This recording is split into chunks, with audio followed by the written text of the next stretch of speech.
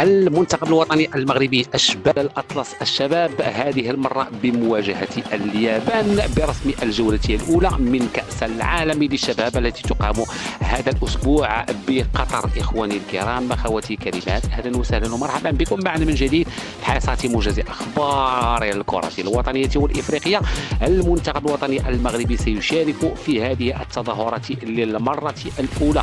قطر ستنظم هذه التظاهرة 5 نسخ متتالية.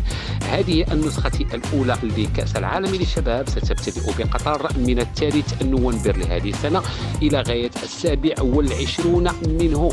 للإشارة إخواني الكرام، الفيفا اختارت 48 منتخبا تشارك لأول مرة، قسموا إلى 12 مجموعة. المجموعة التي تهمنا هي المجموعة الثانية، تضم كل من المنتخب الوطني المغربي إلى جانب اليابان ونيوكالدونيا والبرتغال. قبل ذلك إخواني الكرام، أخواتي الكريمات، إذا كنت جديد معنا في القناة ما تبخلش بالضغط على زر الاشتراك وخلوا لنا لايكات، محتاجين لايكات ديالكم وكذلك تعليقاتكم المحفزة لهذه القناة المتواضعة.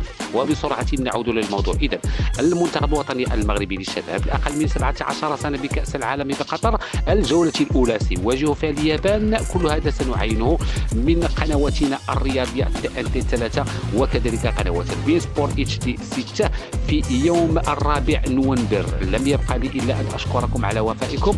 دمتم في رعاية الله وحفظه. إلى اللقاء.